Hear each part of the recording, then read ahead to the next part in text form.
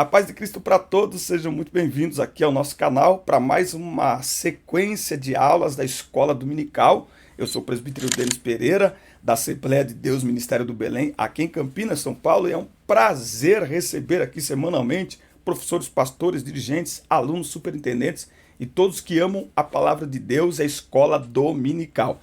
Aqui nesse canal você encontra material para as classes de pré-adolescentes, adolescentes, juvenis, jovens e adultos. Na descrição, o primeiro link é para você acessar grupos no WhatsApp. Temos 6 grupos de professores conversando semanalmente e compartilhando materiais para a próxima aula da Escola Dominical. Aqui você encontra um link também para baixar gratuitamente comentários, slides, vídeos, convites, tudo gratuito e muito mais, inclusive revistas em PDF. E aqui tem um link também, acesse o meu site, conheça o meu Instagram, conheça o meu ministério. Algumas imagens vão passando por aí para você conhecer as nossas viagens, ministrando a palavra de Deus. Será um prazer atender a sua igreja, o seu congresso, o seu culto, tá certo? Nosso número de WhatsApp aparece aí na tela e também está aqui quando você clica no link, acesse o meu site. Em breve estaremos lançando o treinamento Transforme Suas Aulas, aulas muito compactas e objetivas, e você vai aplicar aquilo que eu vou transmitir a vocês e vai ver de fato uma transformação nas suas aulas, nos seus alunos. Por isso, não perca tempo. Inscreva-se, ative as notificações, dá like no vídeo, comenta o vídeo, fale para nós de onde você nos assiste para sabermos até onde o nosso material está chegando e compartilha. 80% do nosso conteúdo é assistido porque alguém compartilhou, principalmente no WhatsApp, tá certo? Pegue Bíblia, revista, papel, caneta. Vamos juntos preparar mais esta linda aula da Escola Dominical.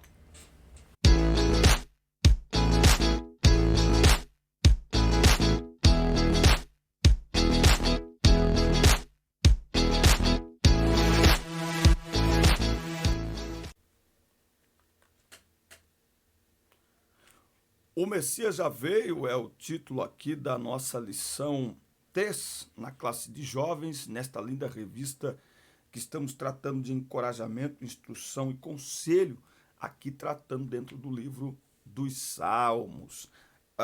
O texto principal para a nossa aula de hoje está no Salmo 2, versículos 7 e 8. Recitarei o decreto. O Senhor me disse, tu és meu filho, eu hoje te gerei.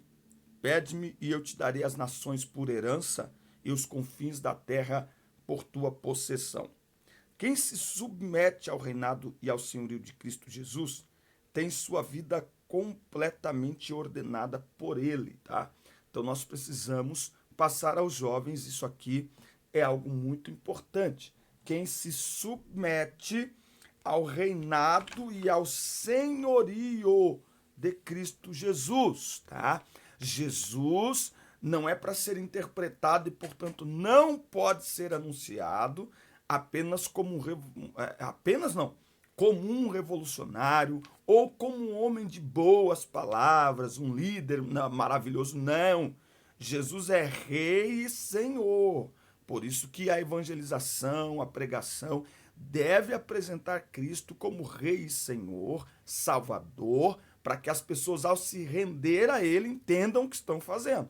Senão as pessoas acham que, Jesus é legal, um cara legal. Não, é Senhor.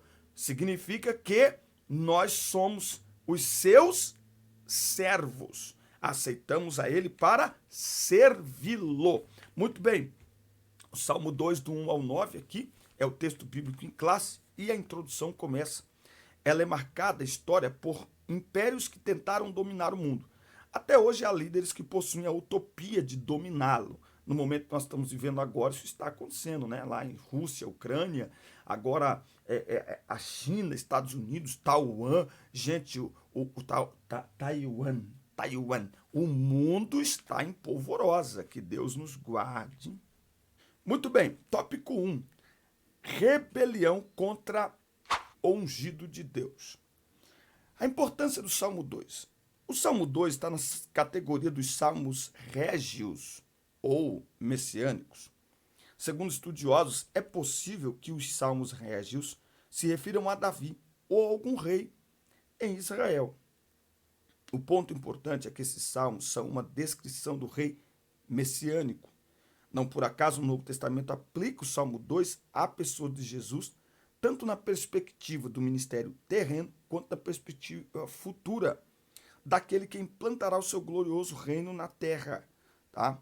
Então veja, em Hebreus 1:5 e 5:5 você verá paralelos bem claros das passagens do Salmo. Por isso o Salmo 2 é muito importante para nós cristãos. Tá? Então o Salmo 2 aponta para o senhorio de Cristo, aponta para o reinado eterno de Cristo. Por isso que a gente não pode olhar o livro dos Salmos e falar assim, Salmos, Salmos, Salmos. Não, o livro dos Salmos é extraordinário, aliás, um ótimo início para iniciar uma jornada de leitura bíblica, o livro dos Salmos. O Salmo está estruturado em 4 blocos de 3 versículos cada. O primeiro bloco diz respeito à rebelião dos gentios contra a autoridade de Deus. Eita, rebelião é como pecado de feitiçaria. Lembra lá em 1 Samuel? Porque se amotinam as nações? Essa pergunta, na verdade, revela a presunção dos reis das nações de se voltar contra o Senhor. Eles se preparam, planejam estratégias, acreditando que terão êxito em seu propósito. O problema é que eles se levantam contra o ungido do Senhor. E quando fazem isso, se levantam contra o próprio Senhor. Tá? Contra o próprio Senhor. Então, nós vamos entender que quando o homem se rebela contra a palavra de Deus e os seus ensinamentos e o seu povo, eles estão se rebelando, as nações estão se rebelando contra o próprio Deus. Tá? Então, olha só para a gente contextualizar. João 15 e 10. Se vós guardardes os meus mandamentos, permanecereis no meu amor, do mesmo modo como eu tenho guardado os mandamentos do meu Pai e permaneço no seu amor. Então, o sinal do amor a Deus é guardarmos os mandamentos, praticarmos os mandamentos, praticarmos a palavra de Deus. Não existe amar a Deus e viver a vida que se quer, porque o amor a Deus é expressado na prática de sua palavra, na prática dos seus mandamentos. Estou dizendo isso para contextualizar essa questão da rebelião das nações de uma maneira atual, contemporânea. Eu, por exemplo, acabei de ver aqui no Instagram algumas notícias aí ao redor do mundo, principalmente nos Estados Unidos, aonde leis estão permitindo o tal do banheiro neutro, e aí você sabe tudo que vem com a ideologia de gênero. O que as nações estão fazendo? Elas estão lutando contra Deus. Estão criando leis, estão impondo comportamentos a toda uma sociedade, lutando contra Deus. Você percebe que não é uma luta por direitos. Não tem nada a ver com luta por direitos. Até porque, se você consultar a história, a luta por direitos ficou prejudicada e provocou muito mais problemas do que soluções quando a luta por direitos passou a ser uma luta segregada. A luta por direitos hoje, ela cria mais segregação do que a união das pessoas. Por quê? Porque respeito ele é universal. Não existe respeito a uma classe específica de pessoas, excluindo as outras. Não, no respeito você tem que respeitar todas as pessoas.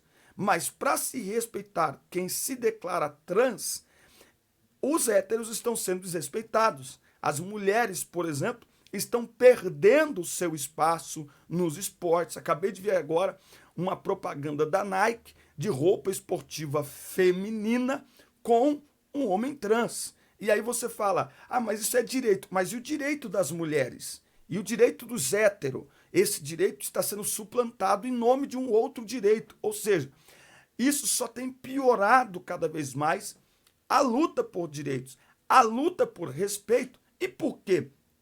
Porque não basta as pessoas quererem viver suas próprias vidas. Não basta as pessoas quererem viver do jeito que querem. Todo mundo é livre? Ok, não. Eles querem impor o seu estilo de vida libertino, imoral, a toda a sociedade, eles querem ensinar os nossos filhos. Então, enquanto era para os nossos filhos estarem estudando e se tornando ótimos profissionais, ótimos empreendedores, eles estão procurando doutrinar de forma, sabe, para impor mesmo. O que é isso? É a rebelião das nações. Isso se chama rebelião contra Deus. Ou seja, não é apenas não aceitar aquilo que Deus estabeleceu como mandamento, é suplantar esses mandamentos, é pisotear esses mandamentos, e aí, com toda a força que tem as nações, é fazer com que as pessoas engulam um estilo de vida completamente contrário à palavra de Deus. Então, não é mais uma questão individual, são nações ao redor do mundo procurando impor, apoiando aquilo que a Bíblia reprova, tá? E aí nós vamos entender como cristãos que a rebelião contra Deus, ela é uma tolice. Há uma lição muito preciosa nesses primeiros versículos. Se uma pessoa não servir ao Senhor Jesus e praticar o seu ensino, servirá a outro segundo a sua filosofia. Não tem como escapar. Liberdade longe de Deus é completa ilusão.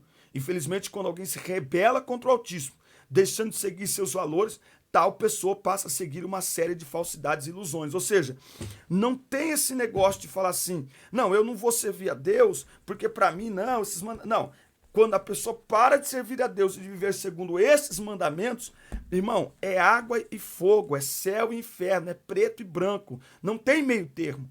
Parou de seguir a Deus, de cumprir a sua palavra, vai servir a esta agenda maligna. Nós estamos vendo aí, entre o mundo gospel, muitos artistas gospel ganhando fama e influência, principalmente entre os jovens, e depois eles assumem esta agenda. Isso é rebelião contra Deus. Não tem como você só abandonar a Deus e a sua palavra. Quem abandona Deus e sua palavra, todos nós vivemos sob um conjunto de regras, de crenças. Quem abandona Deus e a sua palavra acaba assumindo um estilo de vida, de comportamento completamente contrário à palavra de Deus. E aí ele conclui esse tópico dizendo que perder a juventude na rebelião contra Deus nunca foi uma boa ideia, até porque Deus não se deixa escarnecer. Então, se rebelar contra Deus não é uma boa pedida, tá? Então, nós precisamos ficar atentos.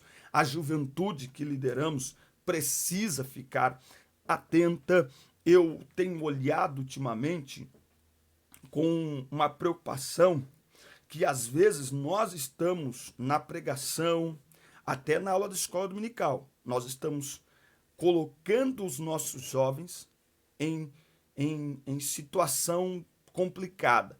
Por exemplo, quando você cita filósofos na aula, quando você cita filósofos na pregação, mas quem é esse filósofo que você está citando? Sabe? Ah, fulano disse isso. Por exemplo, tem um filósofo brasileiro, católico, fala muito bem. E assim, as aulas dele são extraordinárias. Mas ontem, eu vi ele participando de um podcast com o filho dele. Nesse podcast, o filho dele, que já tem mais de 40, revelou a ele ali que entre 20 e 30 anos de idade usou todo tipo de drogas. E esse filósofo, que muitos professores de escola dominical, agora com esse negócio de pedagogia, muita gente da igreja admira, escuta ele. Esse filósofo diz que é completamente favorável à legalização da maconha, por exemplo. Ou seja, quando você cita uma pessoa dessa numa pregação, numa aula, o que você está fazendo? Você está referendando aquilo que ele pratica. Eu acabei de assistir um vídeo no YouTube, que provavelmente eu vou repostar ele aqui. É um debate americano sobre as músicas do Hillsong, da Bethel Worship e da Elevation Worship, que são grandes igrejas nos Estados Unidos. E o pastor prova por A mais B que estas igrejas não são igrejas bíblicas, têm um estilo de vida completamente contrário à palavra de Deus. No entanto, nós cantamos as suas músicas. E aí eu me lembrei que há alguns anos atrás, e ainda hoje, as músicas do Voz da Verdade, elas foram discriminadas por conta do estilo teológico da igreja Voz da Verdade. Não é? Eles são unicistas, eles não creem na Trindade. Tem, inclusive, um debate do César Moisés, que é o presidente da igreja, com o César Cavalcante, e que ele combate até hoje essa questão de que é um só, não tem três, não existe trindade. Então, os hinos do Voz da Verdade foram banidos de muitos púlpitos. Ainda hoje, na Assembleia de Deus, quando o hino do Voz da Verdade é cantado, que ainda tem uns, né? Vou cantar mesmo. Embora muitas letras do Voz da Verdade, elas são extremamente cristocêntricas, mas houve esse cuidado doutrinário, por quê? Porque esconde uma doutrina que não é bíblica. Nós cremos na Trindade. Então, só que hoje com as redes sociais é pior, porque quando você dá voz a movimentos como este, que compõem letras maravilhosas, mas o que acontece? Você fica cantando Rio Som, que você quer conhecer essa igreja, e quem vai conhecer essa igreja acaba conhecendo a doutrina dela, que é uma doutrina antibíblica, e por isso que a gente tem crentes muito rasos, superficiais, né? Então nós precisamos ter este cuidado, porque pouco a pouco a pessoa vai se rebelando contra Deus. Ela vai não apenas desacreditando no que acreditava, mas ela começa a apostatar da fé e se rebelar contra Deus, e a rebelião contra Deus não é um bom negócio. Então, enquanto líderes e pastores de jovens, nós precisamos abrir o olho e prestar atenção em tudo que está acontecendo aí à nossa volta, tá certo? Bom, vamos lá, nós estamos agora chegando no tópico 2. Você já se inscreveu no canal? Ainda não? Inscreva-se. Vamos lá? 10 segundinhos para você fazer 5 coisas muito importantes. 1, 2, 3, 4, 5. Vamos lá? Inscreva-se no canal, ative as notificações, clica no joinha, para cima ou para baixo, irmão, clica aí, por favor, clica, dá like, dá dislike, clica no joinha. Isso. Comenta, por favor, comenta. Coloca assim a hashtag eu estou aqui para saber que você está aí agora. Hashtag eu estou aqui, lembrando que no final do vídeo tem a dica da semana. É uma dica que eu estou dando semanalmente. É um bônus para todos os professores. Lembrando que o treinamento Transforme Suas Aulas está chegando. Vai ser top demais. Ok? Foi? Muito bem. A hora que você terminar a aula, não esqueça. Pega o link e compartilha. Pega o link e compartilha. Lembrando que temos grupos de professores no WhatsApp. É o primeiro link na descrição. Tópico 2. E o QR Code tá aí. Deixa Deus usar a tua vida, irmão. O QR Code tá aí. Deixa Deus usar a tua vida. O meu sonho é gravar as aulas no estúdio que eu tô fazendo Fala de Não Podcast. Meu sonho é ter um escritório. Vai chamar Academia da EBD para receber os irmãos. Vamos tomar um café. Vamos aqui fazer um treinamento presencial. Nos ajude, irmãos. Clica nesse QR Code aí. Aponta a câmera do seu celular e deixa Deus usar a tua vida aí. Tópico 2. O ungido pedirá contas, tá? Como Deus contempla a rebelião dos homens? No versículo 4, temos uma resposta de Deus num tom de desprezo e escárnio, típicas expressões da natureza humana. É muito comum essa linguagem na Bíblia, denominada em teologia de antropopatismo, ou seja, atribuição das paixões humanas a Deus. Essa figura de linguagem nos ajuda a compreender as verdades eternas da Bíblia, de acordo com nossa capacidade. Então, Deus está olhando para a rebelião humana, zombando dela, porque ele mesmo falará aos homens no derramamento da sua ira. Os homens não podem fazer nada contra a soberania divina. Deus ungiu seu rei sobre o Monte Sião, este é o monte de sua santidade, onde está o santo templo. Não por acaso o Novo Testamento apresenta passagem que revela essa mesma relação entre Jesus e o Pai. Tá? Então, não adianta se rebelar contra Jesus, se rebelar contra a sua palavra. Eu quero aqui ler no final desse trimestre, deste ponto aqui, Filipenses. Abra aí, Filipenses, Foi uma das mensagens mais poderosas que eu escutei na minha juventude. Pastor Gilmar Santos, Filipenses 2, do 5 ao 11. Meu Deus do céu. Olha só. Então, Jesus, ele é Senhor. Ele é Senhor. Ele está atuando como Salvador no momento em que os homens têm a oportunidade de se renderem a ele como Senhor. Mas o seu reino é eterno. O seu reino é eterno. As nações que não se submeterem a ele no presente tempo, se submeterão a ele no milênio, por exemplo. Ele regerá o mundo todo. Ele regerá as nações. E aí não mais como Salvador. Ele regerá mesmo como Senhor ali. Ok? Então todos prestarão contas a ele. Então eu vou ler aqui esse texto de Filipenses 2, versículo 5, ó. Que haja em vós a mesma mente que houve também em Cristo Jesus, que sendo em forma de Deus, não teve por usurpação ser igual a Deus, mas fez-se sem reputação, tomando sobre si a forma de um servo, fazendo-se semelhante aos homens, e achado na forma de homem, humilhou-se a si mesmo, sendo obediente até a morte de cruz. Se até Jesus teve que obedecer, imagina eu e você. Pelo que também Deus o exaltou soberanamente, e lhe deu um nome que está acima de todo nome, para que ao nome de Jesus se dobre todo o joelho das coisas nos céus e coisas na terra e coisas debaixo da terra, e para que toda língua confesse que Jesus Cristo é o Senhor, para a glória de Deus o Pai.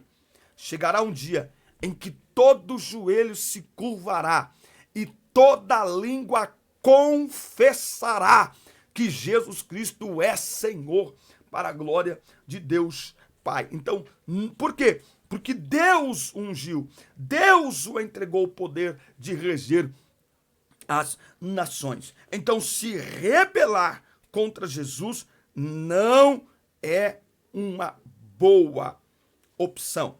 Inclusive, chamo aqui a atenção, uma vez que estamos trabalhando com esta faixa etária maravilhosa, que é a faixa etária dos jovens, chamo a atenção para o momento que estamos vivendo.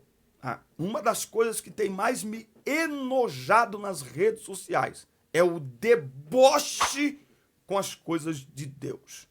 Porque para viralizar tem que debochar, tem que fazer piada. Deus não se deixa escarnecer. Deus não se deixa escarnecer. Quem zomba da igreja está zombando da noiva de Cristo, está zombando do Cristo da noiva. Quem brinca, quem usa, quem reposta, quem republica deboches, está manchando a imagem da noiva.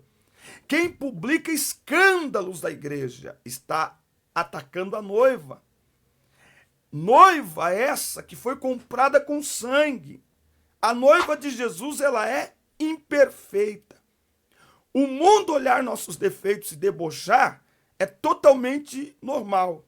Mas cristãos debochando a igreja, fazendo piadinha, satirizando a igreja, dons espirituais, erros, pregações, escândalos. Isso não é cristão. E Deus vai prestar contas. Eu protejo minha mulher. Temos que pensar.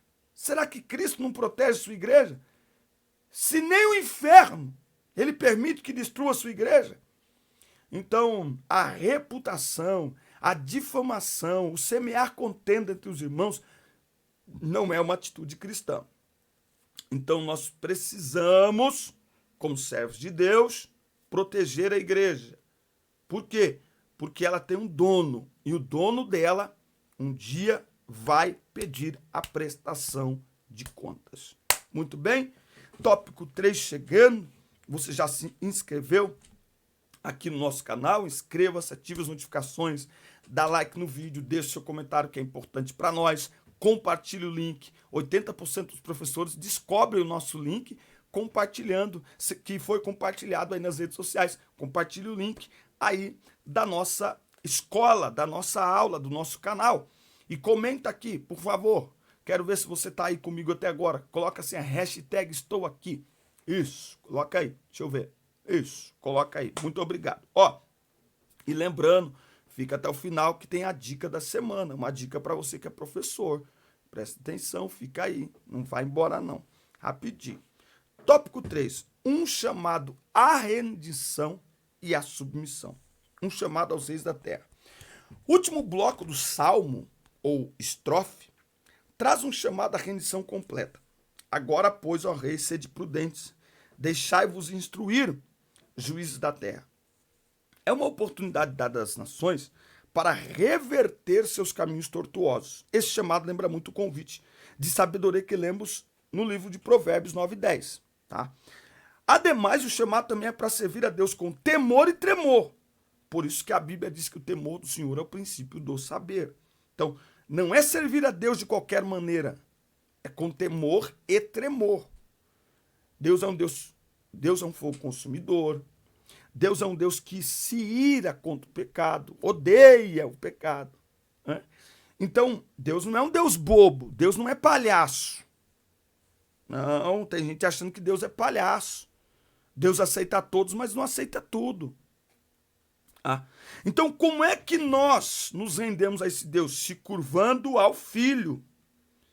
Se curvando ao Filho, se rendendo ao Filho. Por isso que a Bíblia nos orienta a olhar para Jesus, autor e consumador da fé. Não é? Então, Jesus é digno de ser adorado, de ser entronizado. Por isso que o maior problema do ser humano é a incredulidade. O ser humano ele é condenado por não crer em Cristo como Filho de Deus. Então é preciso se render a Jesus como o Filho de Deus. É preciso deixá-lo reinar. Por isso que o convite do Evangelho é para rendição e submissão. Por isso que Jesus disse assim, ó, ide pregai e ensinai. As duas coisas, uma completa a outra. Mas elas não acontecem no mesmo tempo. Pregar é o mesmo que ensinar? Não. Pregar é anunciar Cristo, é atrair o pecador com a mensagem do Evangelho, porque o Filho do Homem veio buscar e salvar o que se havia perdido, porque Deus amou o mundo de tal maneira que deu o seu Filho unigênito para que todo aquele que nele crê não pereça, mas tenha vida eterna. E ensinar é discipulado, ensinar leva tempo, ensinar é algo contínuo, sistemático, permanente. Ensinar é pegar na mão e caminhar do lado da pessoa, né? Por isso que uma coisa é o evangelista, outra coisa é o pastor, ok? O evangelista é o que atrai, o pastor é o que discipula, o pregador é o que passa pregando a palavra, é a igreja local que pega na mão e discipula. Estou falando aqui a líderes e pastores de jovens e eu quero pedir uma gentileza a vocês enquanto pregador. O apelo é local. O apelo é local. O pregador pode fazer o apelo, mas a igreja local, os jovens precisam ser preparados para perceber que tem alguém ali, que tem um jovem ali. E na hora do apelo, é a igreja local que deve se mobilizar naquele momento, orando, intercedendo e acolhendo. Não é o pregador. E eu me assusto porque a hora do apelo é o ápice do culto. Eu vou usar essa frase aqui. O apelo é o gol do culto. Quando uma alma aceita Jesus, se reconcilia, é o gol decisivo em final de Copa do Mundo, irmãos. Sabe? É o piloto de Fórmula 1 passando em cima da faixa, bandeira quadriculada, ganhando o campeonato mundial. É para a igreja vibrar e abraçar. Ok? Então, nós precisamos nesse momento, entender isso para ajudar as pessoas, mostrar que elas estão sendo acolhidas e para caminhar ao lado dessa pessoa, para que ela entenda que aquilo que ela fez diante do altar precisa ter uma sequência, uma continuidade, ou seja, você entregou sua vida a Cristo, agora eu vou te ensinar a seguir a Cristo. Você rendeu sua vida a Cristo, agora eu vou te ensinar o que isso significa. É o discipulado que vai ensinar a pessoa a negar a si mesmo. É o discipulado que vai ensinar a pessoa o que é o novo nascimento. Que a partir de agora ela precisa assumir uma nova vida em Cristo. É o discipulado, é o caminhar junto, é o caminhar do lado. Ó, isso aqui não estava na aula, hein? Mas isso aqui eu estou falando porque sei que tem pastores, tem líderes aí. Aliás, líderes de jovens, pelo amor de Deus. Eu estava dando uma mentoria para um líder de jovens. Esse dia, fui tomar um café e ele apareceu. E depois eu percebi que eu estava dando uma mentoria para ele, né? Porque ele está liderando jovens hoje na idade que eu tinha quando eu comecei a liderar. E falando com ele, eu disse para ele, eu disse, meu querido, deixa eu te falar uma coisa. Você precisa entender isso aqui, que, olha só que interessante, você precisa entender que liderar não é reunir os jovens no domingo para ensaiar e cantar à noite. Não. Precisa discipular. Precisa caminhar com eles. Precisa pegar na mão. Precisa orientar na palavra. Precisa ajudá-los a caminhar. Precisa formar. Gálatas 4,19 é impactante. Filhinhos, por quem sinto dores de parto, até que Cristo seja formado em vós. Então, o que é Cristo ser formado? É até que vocês assumam o caráter de Cristo. Até que vocês entendam, compreendam e se rendam completamente ao senhorio de Cristo. Isso só é possível quando a pessoa é discipulada. E a liderança de juventude na igreja precisa se tornar treinadores de discípulos, formadores de discípulos, discipuladores. Isso é liderar jovens. Reuni-los para ensaiar um hino, reuni-los para o culto à noite, fazer um culto mensal, isso não é liderar. E há 30 anos atrás funcionava. Hoje, os jovens têm muito mais elementos que os distraem. Eu estava vendo um vídeo ontem, a pessoa dizendo assim que a economia do momento se chama tempo. Quem tem a atenção das pessoas tem o coração delas. Então, o jovem ter um encontro com a palavra somente no domingo à noite, a sua grande maioria estão trabalhando, estão na faculdade, é muito pouco. A liderança precisa achar um momento, precisa achar um tempo, através das redes sociais, mas presencialmente também, para sentar com eles à mesa, para juntos estudarem e aplicarem a palavra de Deus ao seu dia a dia, porque só assim é possível render-se e submeter-se ao senhorio de Cristo por meio da palavra. Do contrário, é rebelião, é rejeição. Amém, gente? Forte abraço. Espero que vocês tenham absorvido aqui a nossa aula. Ela é um pouco de instrução aos professores também, mas não se esqueça que daqui a pouco, agora começa o Dica do Professor. É muito rápido. Pegue lápis, papel e caneta, assista aí. Não se esqueça de se inscrever, curtir, compartilhar, comentar. Forte abraço. Até nosso próximo encontro. Deus abençoe vocês. Fala, professor! O seu quadro de dicas aqui no final de todas as aulas. Por isso não saia antes de terminar a aula, hein? Você gosta quando o aluno seu sai da sala antes de você terminar a aula? Então assiste nossas aulas até o final, porque tem bênção para você. Olha só. Tem professor que pega a revista da escola dominical e fala assim, que revista fraca. Então lá vai, anota aí. Não existe revista fraca. Existe aula mal preparada. Aliás, você prepara a sua aula do domingo? Ou você faz parte daquele grupo de professores que pega a revista no sábado à noite para dar aula no domingo de manhã? Ou você faz parte dos professores que acham que a aula é o que está na revista? Não, o que está na revista é o tema, é o assunto, a separação por tópicos. A aula é o que você prepara. A aula é fruto das suas pesquisas. a aula é fruto das suas anotações. Aí é a aula. Se você não prepara a sua aula a partir da revista, você não dá aula. Você só verbaliza o que está escrito na revista. Quer aprender a preparar a aula? Fica comigo que tem um treinamento chegando aí para te ensinar. Forte abraço.